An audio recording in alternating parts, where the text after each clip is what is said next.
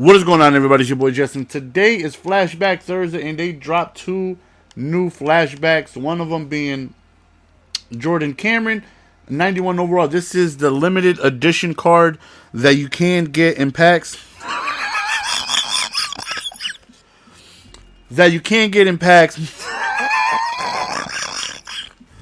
And the one in the sets is Darrelle Revis. So Darrelle Revis is not going to be the same as Brandon Marshall. There's no flashback pack, so it's going to be a little difficult for someone to be able to do his sets, considering Lord knows how tough it's going to be to get all the collectibles. I didn't see any Brandon Marshalls till about 4 or 5 days later, so I'm expecting the same with the Darrelle Revis. But let's go ahead and take a look at the Jordan Cameron, though. 87 speed, which is very, very good for a tight end. You know, obviously, you know, that type of speed. For the most part, you can expect your tight end to get matched up somewhere around the linebacker's area. Usually, at least how I run my offense, up the middle of the field, usually gets covered by a linebacker, unless they come out in quarters or dime.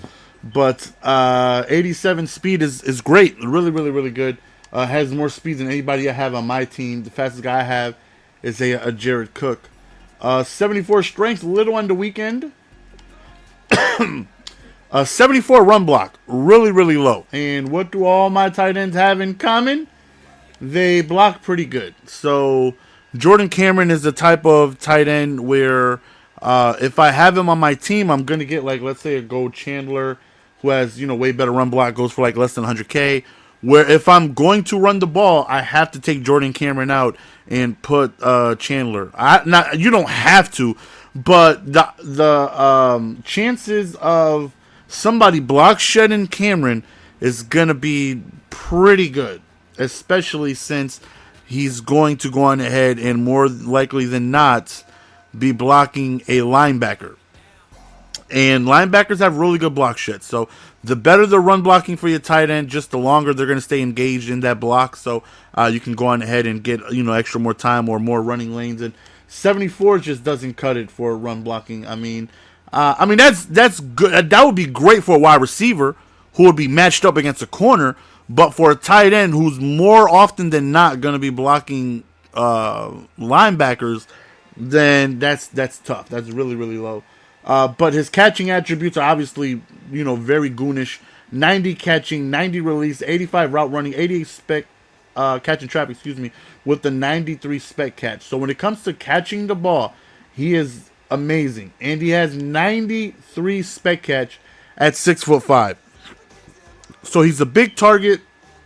He's definitely somebody who can just route run and catch the ball very well. Very, very, very well.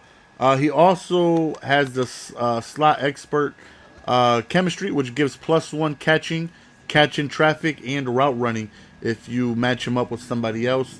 So that will give him 91 catching, 89 catching traffic, and the route running of 86. So definitely when it comes to catching the ball, this guy's amazing. Great speed, good hands.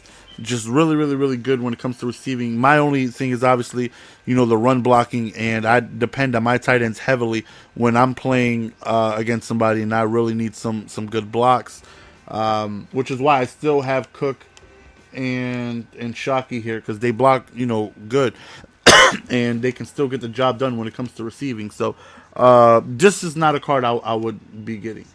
Now, Revis, I'm going to go ahead and tell you guys his stats. He has 88 speed, which again you would like to see, you know, a little better, especially for a 90 overall flashback in 2009, which I'm thinking is one of his better seasons. Let's go ahead and take a look at my corners while I tell you guys this.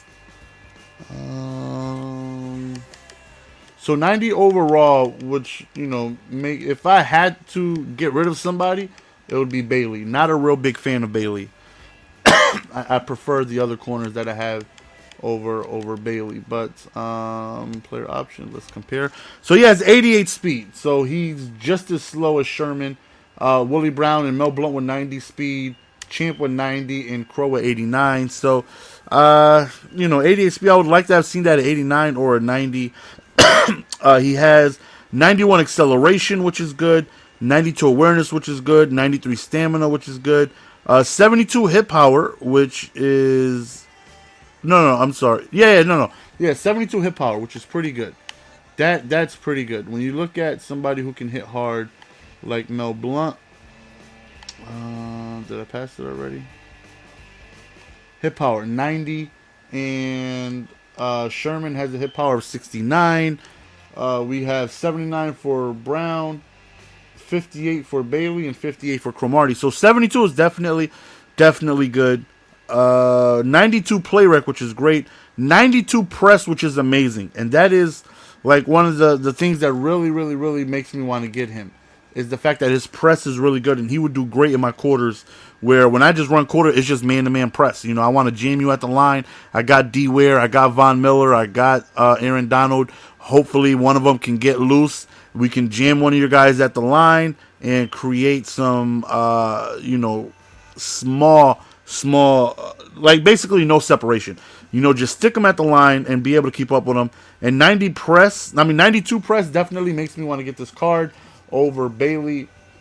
You see 88 press for Crow, 94 press for Blunt, 81 for Bailey, which is really low, 83 for Brown, which is low, and 94 for Sherman. So being able to add 92 pressing along with 94 press with Sherman and Blunt, I think would, help me out in my man-to-man coverage. And he also has a 90-man coverage. 90-man coverage with an 87 zone. So zone a little lacking. Zone 87, I think that's the lowest out of everybody I have.